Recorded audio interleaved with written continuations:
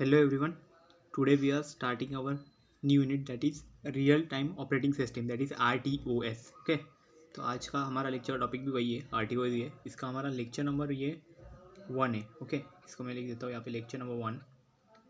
So in this lecture we have to discuss some topics like what is the operating system all that things. Okay start करते हैं. तो पहले देखते हैं operating system के basics देखते हैं. तो क्या रहता है एक्चुअल में ऑपरेटिंग सिस्टम. ये एक्चुअल में ना एक ब्रिज है. Okay is acts as a bridge between the user application और टास्क. ओके जो यहाँ पे दिखाया देखो यूज़र एप्लीकेशन और टास्क जो यूज़र एक्चुअल में यूज़ करेंगे वो और उसकी अंडरलाइंग सिस्टम्स जो रहेंगे यहाँ पे underlying systems resources through a set of system functionalities and services. मतलब कुछ सिस्टम और उसके फंक्शनलिटीज रहेंगे और सर्विसेज रहेंगी. ओके उसके थ्रू ऑपरेट ये दोनों के बीच में एक ब्रिज की तरह काम करेगा. ओके दोनों को ज्वाइन करने का काम. ओके यूज़र को सिस्टम्स के साथ ओके वो एक्चुअल में जोड़ के रखता है. उसको बोलते हैं ऑपरेटिंग सिस्टम. ओके और ये किसके थ्रू होगा. ये सब सिस्टम में कुछ सर्विसेज रहेंगे फंक्शनलिटीज रहेंगे उसके थ्रू होगा. देन नेक्स्ट क्या है देखो पॉइंट. अभी ये ओएस मतलब operating system. The operating system manages the system resources. System के अंदर कौन से रिसोर्सेज है ओके उसको मैनेज करता है and makes them available to the user application और टास्क ऑन नीड बेसिस. तो यूज़र के लिए वो अवेलेबल करता है वो सब एप्लीकेशंस को और उसके टास्क को. तो नेक्स्ट क्या है. A normal computing system is a collection of different input output subsystems working and storage memory. Okay तो जो नॉर्मल हमारा जो कंप्यूटिंग सिस्टम है उसमें क्या रहता है कलेक्शन रहता है इनपुट आउटपुट सब सिस्टम्स बहुत सारे इसका. ओके और फिर वर्किंग मेमोरी भी रहती है स्टोरेज मेमोरी भी रहती है सब. ओके देन नेक्स्ट क्या है primary functions of an operating system. तो ऑपरेटिंग सिस्टम के प्राइमरी फंक्शंस दो है. पहला क्या है make the system convenient to use. मतलब ईजिली हम उसको यूज़ कर सके पहला वो होना चाहिए. Then organize and manage the system resources efficiently and correctly. तो हमें क्या करना पड़ेगा सिस्टम को ऑर्गेनाइज करने आना चाहिए उसको मैनेज करने आना चाहिए सिस्टम रिसोर्सेज को इफिशिएंटली और करेक्टली ऐसे मैनेज करते आना चाहिए. ओके देन नेक्स्ट क्या है कर्नेल. द कर्नेल क्या है देखो कर्नेल एक्चुअल में क्या है कोर है ऑपरेटिंग सिस्टम का कोर है. मतलब जो बीच का जो मेन इंपॉर्टेंट पार्ट है ऑपरेटिंग सिस्टम का वो एक्चुअल में कर्नेल ही है. Okay responsible for managing the system resources. वो एक्चुअल में सिस्टम रिसोर्स को मैनेज करता है and makes the communication among hardware and system services. जो हार्डवेयर रहता है और हमारे सॉफ्टवेयर रहता है सिस्टम मतलब सॉफ्टवेयर सब है. ओके तो दोनों के बीच का जो कम्युनिकेशन करने का काम है वो भी कर्नेल का है. ओके नेक्स्ट क्या है kernel acts as a abstraction layer between this system resources and user application. मतलब जो सिस्टम है उसमें और यूज़र को दोनों के बीच का जो लेयर रहता है दोनों को जो ज्वाइन करने वाला वो एक एक्चुअल में कर्नेल का काम है. Then kernel contains a set of system libraries and services.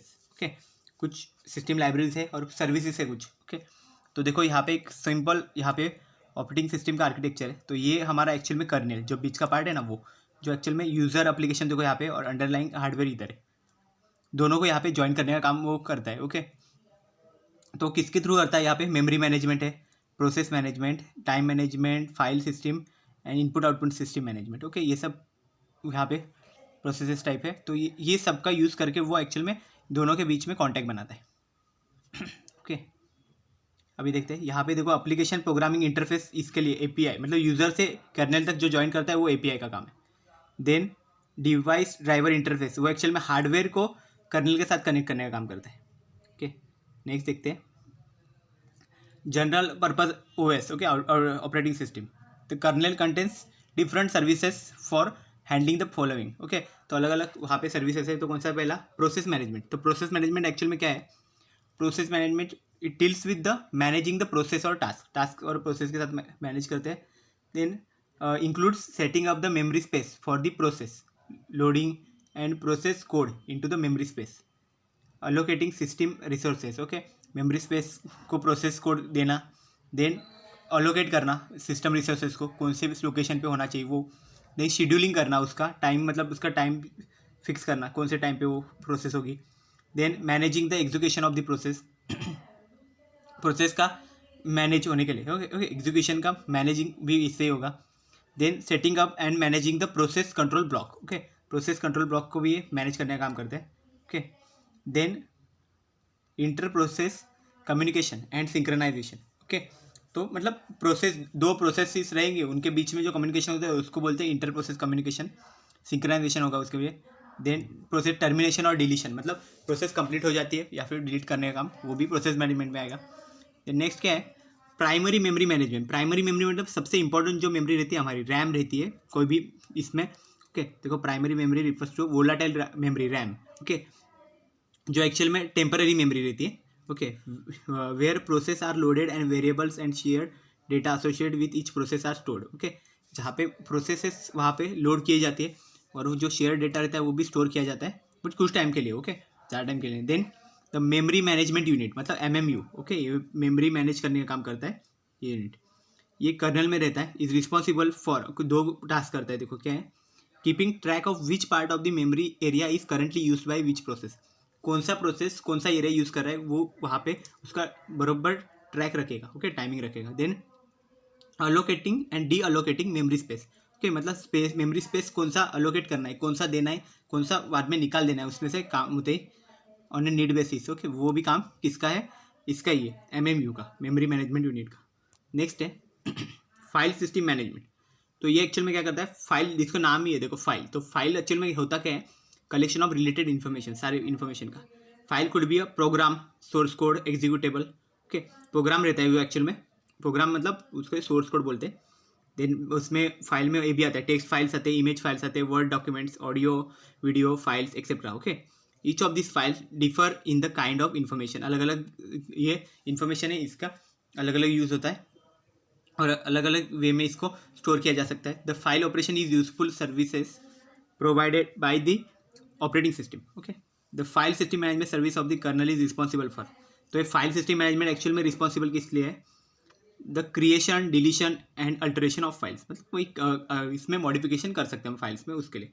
Then creation, deletion and alteration of directories, उसके डायरेक्टरीज जो रहेंगे, ओके, उसमें भी चेंजेस कर सकते हैं। Then saving of files in the secondary storage memory, hard disk storage. Okay, तो इस हार्ड डिस्क में भी हम लोग चेंज कर सकते हैं। Then providing automatic allocation of file space based on the amount of free space available. Okay, तो यहाँ पे क्या है, ऑटोमेटिक अलोकेशन भी यहाँ पे हमें देने का काम उसमें होता है। Then providing a flexible naming convention for the files. Okay, तो यहाँ पे हम लोग इस पर फाइल का नेम भी चेंज कर सकते हैं। तो नेक्स्ट क्या है, the various file system management operations are OS dependent. For example, the kernel of Microsoft DOS OS support a specific set of file system management operations and they are not the same as the file system operations supported by Unix। मतलब Microsoft का जो DOS OS था वो और Unix का, दोनों का भी फाइल सिस्टम मैनेजमेंट सेम नहीं था, ऐसे एग्जाम्पल दिया गया। देन नेक्स्ट क्या है, input output system device management. तो इसमें क्या होता है, kernel is responsible for routing the input output request coming from different user applications to the appropriate input output devices of the system. मतलब अलग अलग यूजर से हमें इनपुट आउटपुट के लिए रिक्वेस्ट मिलेगी कि ये इसके इनपुट में रखो, इसको आउटपुट में रखो, बट वो एक्चुअल में सपोर्टेड भी होना चाहिए। ओके, देन नेक्स्ट क्या है, in well structure OS। Okay, अगर अलग से एक वेल स्ट्रक्चर ऑपरेटिंग सिस्टम है, the direct accessing of input output device are not allowed, तो उसमें अलाउड नहीं होता है डायरेक्ट एक्सेस करना। And the access to them are provided through a set of application programming interface. कुछ API जो रहते हैं जिसमें एप्लीकेशन प्रोग्रामिंग इंटरफेस वो कर्नल्स उसके देते हैं। ओके, उससे वो वहाँ पे डायरेक्ट एक्सेस कर सकते हैं, अदरवाइज नहीं कर सकते। देख नेक्स्ट क्या है, the kernel maintains a list of all the input output devices of the system. तो कर्नल के पास सारे इनपुट आउटपुट डिवाइसेस का लिस्ट रहता है। This list may be available in advance at the time of building the kernel. Kernel build करने से पहले ही इनके पास ये लिस्ट रहता है।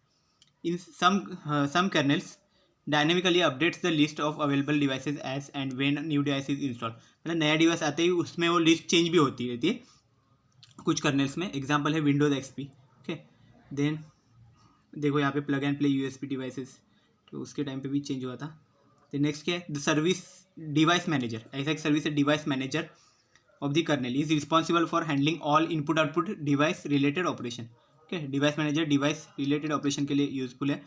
The kernel talks to the input output device through a set of low level system calls. Okay, low level system calls के which are implemented in service call device drivers. Okay, device drivers actual में अलग अलग devices के लिए driver का काम करते हैं। ओके, ड्राइव करने का काम करते हैं। ओके ना, the device drivers are specific to a device और a class of devices. Okay, वो स्पेसिफिक रहते हैं। ओके, कॉपीड नहीं कर सकते उसको।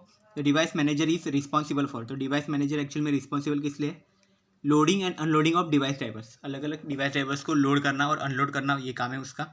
तो नेक्स्ट क्या है, exchanging information and the specific control signals to and from the device. Okay, तो इन्फॉर्मेशन और कंट्रोल सिग्नल्स को यहाँ पे एक्सचेंज करने का काम है। ओके, नेक्स्ट है सेकेंडरी स्टोरेज मैनेजमेंट। तो ये देखो, ये तो इसमें क्या रहता है, हमारा पहले प्राइमरी देखा हमने, तो अभी सेकेंडरी स्टोरेज है। तो एक्चुअल में किसके साथ डील करता है, managing the secondary storage memory devices if any connected to system. Secondary storage मतलब अलग से जो सिस्टम को कोई डिवाइस कनेक्ट करते हैं, जैसे हम लोग पेन ड्राइव वगैरह कनेक्ट करते हैं ना, वैसा। ओके, या फिर डिस्क अलग से एक्सटर्नली हम लोग देंगे वो।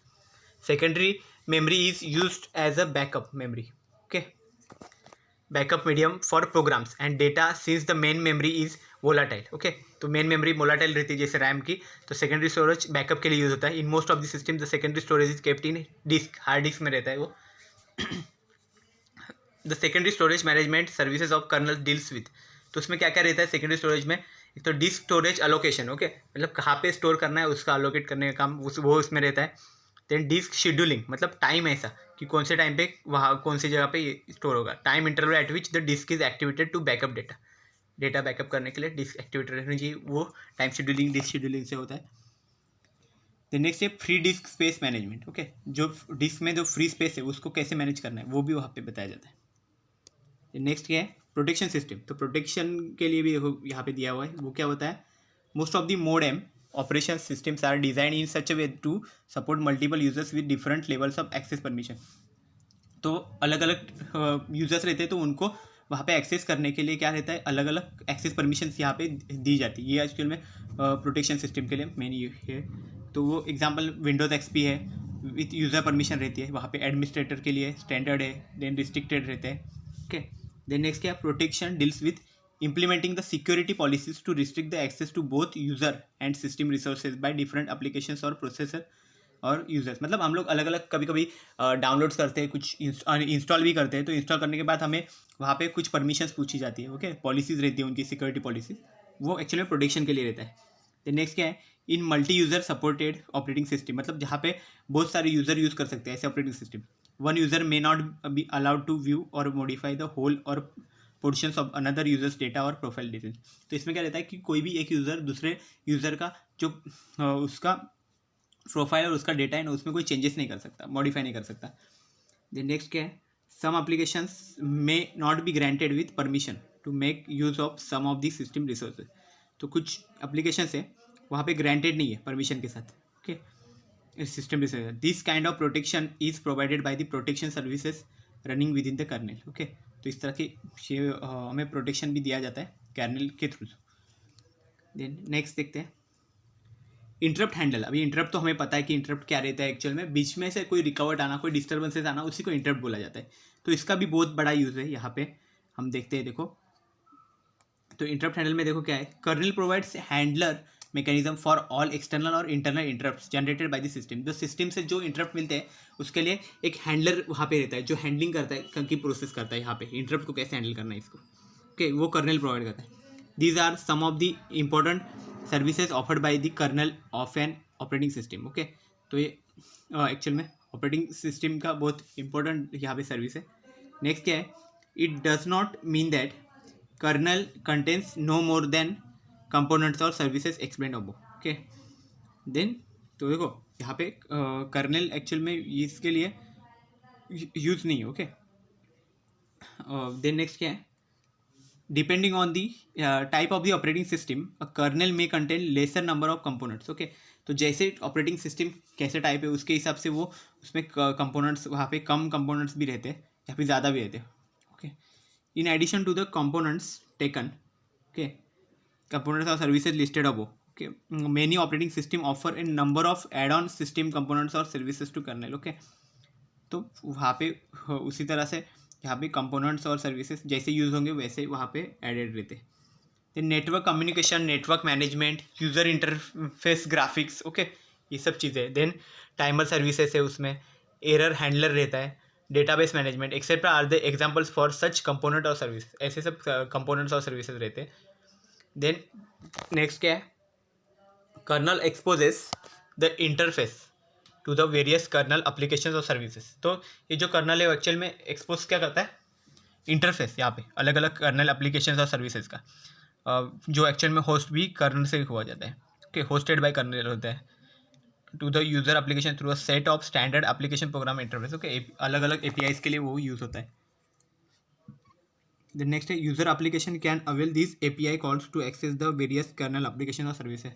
तो यूज़र के लिए एक्चुअल में अवेलेबल है ये अलग अलग एप्लीकेशन यूज़ करने के लिए। देन नेक्स्ट देखते हैं kernel space and user space actual में होता क्या है। देखो, तो सिंपल लैंग्वेज में बोलूँ तो जो कर्नल यूज़ करता है वो कर्नल स्पेस है, और यूज़र के लिए जो अवेलेबल है वो यूजर स्पेस है। देखो कैसे कैसे देखते हैं, द एप्लीकेशंस और services are classified into 2 categories. तो एप्लीकेशंस और सर्विसेज जो है यूज़ होते हैं वो 2 कैटेगरी में डिवाइड होते हैं। तो पहला है यूज़र एप्लीकेशन, दूसरा है कर्नल एप्लीकेशन। तो पहले देखते हैं यूज़र कर्नल का देखते हैं। The program code corresponding to the kernel application और services are kept in a contiguous area, okay. तो क्या रहता है ये कॉन्टिजियस एरिया, मतलब एक ऐसा एरिया जो हमारे लिए अवेलेबल है, जो एक्चुअल में हमारे लिए अवेलेबल नहीं है बट वो कंप्लीट है पूरा एरिया, ओके, उतना इनफ है ऐसा, ओके, ऐसा area of primary memory, okay, primary working memory जो रहती है वो, and is protected from the unauthorized access by the user programs or application. जो एक्चुअल में प्रोटेक्टेड है पूरा, अनऑथोराइज एक्सेस मतलब जो ऑथोराइज नहीं है वो लोग अगर एक्सेस करना चाहे तो उससे ये प्रोटेक्ट करेगा। The memory space at which the kernel code is located is known as kernel space. तो जिस मेमोरी लोकेशन पे ये एक्चुअल में लोकेटेड है उसको कर्नल स्पेस बोला जाता है। नेक्स्ट क्या है यूजर स्पेस। देखो कैसा है, similarly all user applications are loaded to a specific area of a primary memory. तो प्राइमरी मेमोरी का कुछ एक स्पेसिफिक एरिया है जहाँ पे यूजर एप्लीकेशंस भी वहाँ पे लोडेड रहते हैं। This memory area is refer to as user space. तो इसको यूजर स्पेस बोला जाता है। User space is the memory area where user applications are loaded and executed. तो इस मेमोरी एरिया पे यूजर एप्लीकेशंस वहाँ पे लोडेड रहते हैं और एग्जीक्यूट भी होते हैं।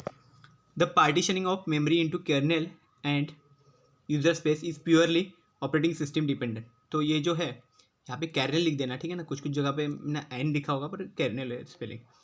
And user space is purely operating system dependent, मतलब पूरा का पूरा यूजर स्पेस है वो एक्चुअल में ऑपरेटिंग सिस्टम पे डिपेंड करता है, ओके। अलग अलग ऑपरेटिंग सिस्टम के लिए अलग अलग यूजर स्पेस भी हो गए, ओके, ये समझ लो। नेक्स्ट देखते हैं, उसमें ही है some operating system implements this kind of partitioning and protection, whereas some operating system do not segregate the kernel and user application code storage into 2 separate areas, okay। कुछ एप्लीकेशन होते हैं इसमें ये इस तरह का पार्टीशनिंग और प्रोटेक्शन नहीं अवेलेबल होता, ओके, तो पूरा सेग्रीगेट नहीं करते कर्नेल और यूजर स्पेस को, okay. Then in operating system with virtual memory support रहता है। Then the user applications are loaded into its corresponding virtual memory space with demand paging technique, okay. कितना उसके डिमांड है उसके हिसाब से वो वहाँ पे चेंजेस कर सकते हैं। The act of loading the code into and out of the main memory is termed as swapping. तो मतलब स्वैपिंग मतलब क्या रहता है कि हमारा जो कोड रहता है उसको लोड करना और फिर उसको बाहर निकाल देना मेमोरी से, या फिर इसको इसी चीज़ को स्वैपिंग बोला जाता है। Swapping happens between the main memory जो हमारी प्राइमरी मेमोरी वो रैम एंड स्टोरेज मेमोरी के साथ। Each process run in its own virtual memory space are not allowed accessing the memory space, okay. जो अलग ये हर एक प्रोसेस है वो खुद का एक वर्चुअल मेमोरी स्पेस में काम करती है और वो अलाउड नहीं होता कि दूसरे किसी मेमोरी में वो एक्चुअल में एक्सेस करे, unless explicitly requested by the process. जब तक प्रोसेस रिक्वेस्ट नहीं करती तब तक तो नहीं। Each process will have certain privilege levels on accessing the memory of the other processes, and based on the privilege setting process can request kernel to map another process memory to its own or share through some other mechanism। तो ये रहता है कि जो अलग अलग process है उसका अलग अलग प्रिविलेज लेवल भी रहता है, उसका मतलब अलग अलग इंपॉर्टेंस रहता है कि उसके हिसाब से वो एक्चुअल में कर्नेल को मैपिंग के लिए बोल सकता है कि ऐसे ऐसे हमें चाहिए, okay. Most of the operating system keep the kernel application code in main memory, okay. तो अलग अलग ऑपरेटिंग सिस्टम रहती है वो कर्नेल एप्लीकेशन कोड को मेन मेमोरी में लेता है, and it is not swapped out into the secondary memory, और ये एक्चुअल में स्वैप आउट नहीं हो सकता सेकेंडरी मेमोरी में, ओके। देन नेक्स्ट देखो क्या है, अभी हमने ये तो देख लिया, अभी नेक्स्ट देखो क्या है, मोनोलिथिक कर्नेल कैसा है और माइक्रो कर्नेल कैसा है। देखो मोनो कर्नेल में कैसा रहता है, एप्लीकेशन और ये डायरेक्ट कनेक्टेड है, मतलब क्या बताएगा कि देखो monolithic kernel with all operating system services running in kernel space, जो कर्नल स्पेस में ही सब रनिंग होता है एप्लीकेशन डायरेक्टली। लेकिन माइक्रो कर्नल में ऐसा नहीं है, एप्लीकेशन के साथ साथ उसको सर्वर की भी ज़रूरत पड़ती है। ओके, ये एक्चुअल में माइक्रो कर्नल का एक्चुअल में डिफरेंस है। ओके, तो क्या है, micro kernel with essential services like memory management, process management और टाइमर सिस्टम एक्सेट्रा, ये सब रहता है उसमें। वो एप्लीकेशन का भी यूज़ करता है। देन यहाँ पे वो सर्विसेज, यहाँ पे सर्वर करके होता है। ओके, ये बहुत इंपॉर्टेंट चीज़ है जो एक्चुअल में मोनोलिथिक में नहीं होता, running in user space. Okay, तो देखते हैं मोनोलिथिक कर्नेल। देखो क्या होता है इन मोनोलिथिक कर्नेल आर्किटेक्चर। देखो मोनोलिथिक कर्नेल आर्किटेक्चर दिखा, all kernel services run in the kernel space. Okay, kernel space में ही वो वहाँ पे एक्चुअल में प्रोसेस होती है। Then here all kernel module runs within the same memory space under a single kernel thread. तो यहाँ पे अभी एक थ्रेड एक्चुअल में कंसेप्ट क्या है, ओके, वो प्रोसेस के अंदर का ही पार्ट रहता है, छोटा सा, ओके, फ्रैगमेंट टाइप। तो ये हम लोग आगे स्टडी करेंगे नेक्स्ट लेक्चर या फिर उसके आगे के लेक्चर में पता चल जाएगा। ओके, तो क्या लेता है जो कर्नेल मॉड्यूल्स, वो एक्चुअल में कैसे काम करते हैं, वो सेम मेमोरी स्पेस में काम किया जाता है उसका। ओके, मतलब एक ही इसमें वहाँ पे कर्नेल के मॉड्यूल्स भी काम करेंगे और एप्लीकेशन भी वहीं पे रन होगा। The tight internal integration of kernel modules in monolithic kernel architecture allows the effective utilization of the low level features of the underlying system. मतलब जो लो लेवल फीचर्स है वो इजीली यहाँ पे हम यूज़ कर सकते हैं। ओके, अलाउ किया जाता है यहाँ पे इजीली। बट इसका मेन ड्रॉबैक क्या है, देखो कम मेमोरी स्पेस में अगर ये काम कर रहा है और इतने बड़े बड़े टास्क नहीं कर पा रहा है, तो मेन इसका लेकिन ड्रॉबैक, एक major drawback of monolithic kernel is that any error or failure in any one of the kernel modules leads to the crashing of the entire kernel application। मतलब कर्नेल का जो पूरा एप्लीकेशन है वो पूरा क्रैश हो सकता है अगर एक छोटा सा एरर भी आ गया तो। ठीक है, वहाँ पे किसी भी कर्नेल मॉड्यूल्स में अगर कोई एरर आ जाता है तो पूरा का पूरा सिस्टम वहाँ पे क्रैश हो सकता है। लेकिन वहाँ पे हाँ वो चीज़ नहीं है। तो अभी फिर ये तो बहुत बड़ा प्रॉब्लम हो गया, तो अभी नया हमें कुछ तो डिज़ाइन करना ही पड़ेगा। तो फिर उसके बाद माइक्रो कर्नेल आ गया। ओके, हम लोग देखेंगे उसका, इसके एग्जांपल्स देखो क्या क्या है। मोनोलिथिक कर्नेल का लाइनक्स ये ऑपरेटिंग सिस्टम उसका एग्जांपल है, सोलारिस है, MS-DOS है। ओके, मतलब ये बहुत बड़े काम के लिए नहीं होता है, स्मॉल स्मॉल जो फीचर्स रहते हैं उनके लिए काम किए जाते हैं इसका एक्चुअल में करने साल examples of monolithic kernel. Okay, then next क्या है माइक्रो कर्नेल। देखो माइक्रो कर्नेल एक्चुअल में क्या रहता है, अभी देखो इसमें देखेंगे। Micro kernel design incorporates only the essential set of operating system services into the kernel. Okay, जो बहुत इसेंशियल है सेट, उसके लिए उस ऑपरेटिंग सिस्टम सर्विसेज के लिए वो यूज़ होता है माइक्रो कर्नेल का। The rest of the operating system services are implemented in program known as servers. तो क्या होता है बाकी के जो कुछ है काम उसका, वो सब सर्वर का जो है वहाँ पे जिसमें यूज़र स्पेस काम कर सकता है वहाँ पे वो स्टोर रहते हैं। ओके, वहाँ पे वो इम्प्लीमेंट होता है। This provides a highly modular design. Okay, ये एक्चुअल में एक हाईली मॉड्यूलर डिज़ाइन बना यहाँ पे प्रोवाइड करता है and operating system neutral abstraction to the kernel. Okay, neutral abstraction का काम करता है। नेक्स्ट क्या है देखो, memory management, process management, timer system, interrupt handler, ये सब एक्चुअल में इसेंशियल सर्विसेज है उसके।